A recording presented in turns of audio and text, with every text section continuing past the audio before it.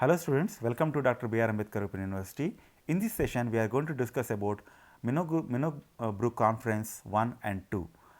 Especially when you look at the new public administration, we are actually trying to understand about the trend of new public administration while understanding about Minnow brook Conferences 1, 2 and 3. But in this part, we will try to focus more on Minnow brook Conferences 1 and 2. So, when you look at the Minnow brook Conference 1, how do you understand it conceptually?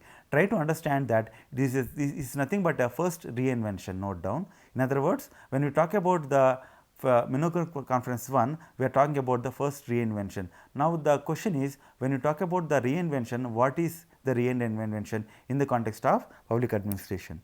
So, when you are talking about the reinvention, we are talking about the shift from public administration, traditional public administration to the new public administration. So, here when you talk about Minnow brook Conference 1, they brought together about 34 young scholars including Frank Marini and also Fredrickson and the other thinkers to the discussion to make the public administration more ethical, more value based public administration. So, they also discussed about the future of public administration. They also discussed about the how to make the public administration more relevant to the society, more relevant to the political executives. So, the key themes of public administration that emerged from the Minnow brook were social equity. So, remember one thing, when we are trying to use the term called social equity, it is completely different from equality. So, equality is about providing services to all the sections irrespective of their background. When it comes to the equity, it is about providing the due or providing the services that due to the people that require sometimes more. So, when you talk about social equity, it is about what? It is in this context, when it comes to Minnow brook Conference 1, it has questioned the efficiency and economy alone were insufficient goals of public administration.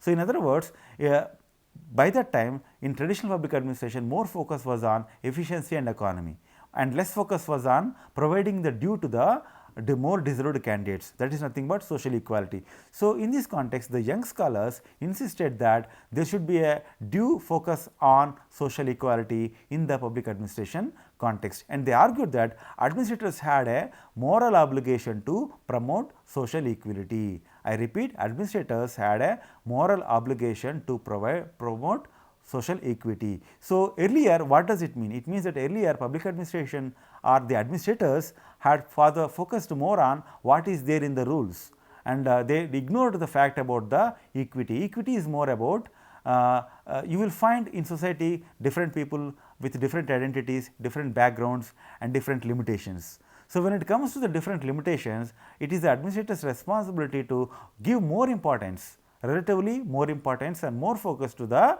people who are backward in nature, people who are marginalized sections, people who are discriminated in the society. So, this new public administration argues for social equity in terms of providing more concentration towards the marginalized sections, and they argued that this has to be included in the public administration, and administrators have to give priority, due priority to the what we call social equality. Another important character of new public administration in Minnow brook Conference 1 was it is more about anti-goals. Note down, it is more about anti-goals. When we talk about anti-goals, what does it mean? It means that new public administration is anti to the goals of traditional public administration. I repeat, new public administration is anti to the goals of traditional public administration. When I am referring to the traditional public administration, I am referring to the people who believed in the dichotomy theory. So, what it is anti towards what? It is anti-positivist, anti-technical, anti-bureaucratic and anti-dichotomy. So, when you talk about anti-positivist, before we discuss about anti-positivist, you need to understand about what is positivism or who is positivist. In other words, positivism rejects the idea of values, value based society. So, it is more about data, it is more about number and it is more about rules and regulations. When it comes to anti-positivist, it rejects the rules and regulations, blindly going with the rules and regulations, and it rejects what we call the value free administration, and it argues for what? It argues that administrators should carry the values, and also rejects the deterministic views of administration, means administrators cannot go with prefixed notions. The administrators, in other words, need to be more dynamic in nature. When it comes to anti-technical, what does it mean? It means that new public administration attacks mechanical aspects related to the bureaucracy. When we talk about the mechanical aspects, what do you mean by that? We are talking about what we call means and rules. When you look at the equation between means and rules, or what we call means and ends, I would say, in public administration, in a traditional public administration, more importance is given to the means than the rules. So, here when it comes to the anti goals, when it comes to the new public administration, it rejects the means oriented administration and it argues for goals oriented administration. And it is also about anti bureaucratic. What do you mean by anti bureaucratic or anti hierarchical? New public administration attacks neutrality and power of bureaucracy. I repeat, new public administration attacks neutrality and power of bureaucracy. So, when you talk about neutrality, what does it mean?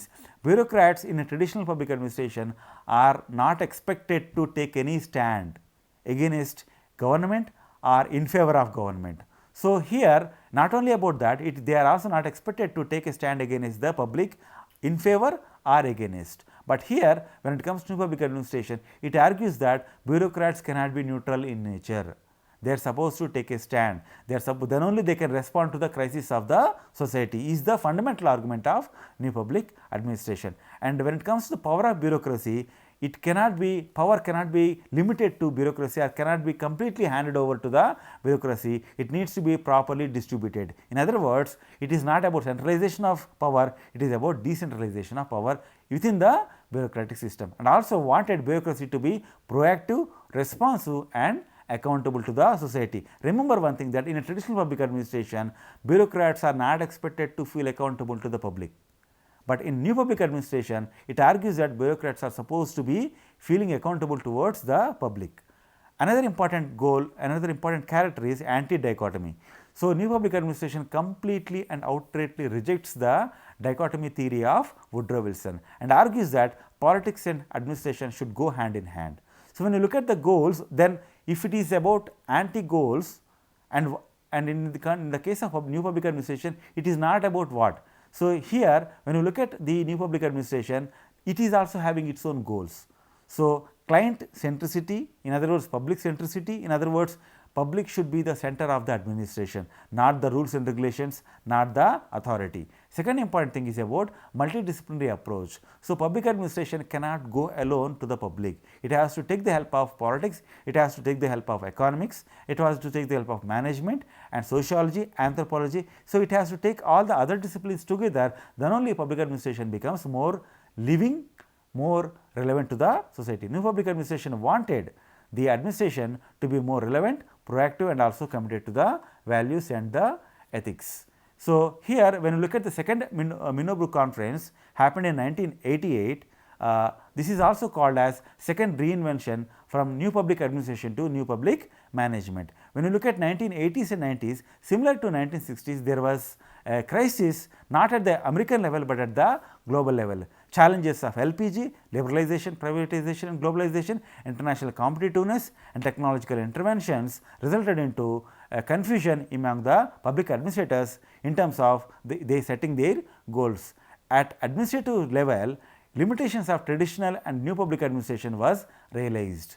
So, how there were limitations to traditional public administration, there were also limitations to the new public administration. I will quickly go through the limitations. Actors of both fields frequently change objectives and also the two objectives intermesh in the practical world of governance. In other words, it here when you talk about new public administration, it talks about the gap between public administration and also the private administration, and it rejects that there is a serious gap between the two. In other words, the bureaucrats can work in the private sector people also, the managers can also join in the government. Similarly, what they argued for academic and the bureaucrats in the Minnow brook Conference 1.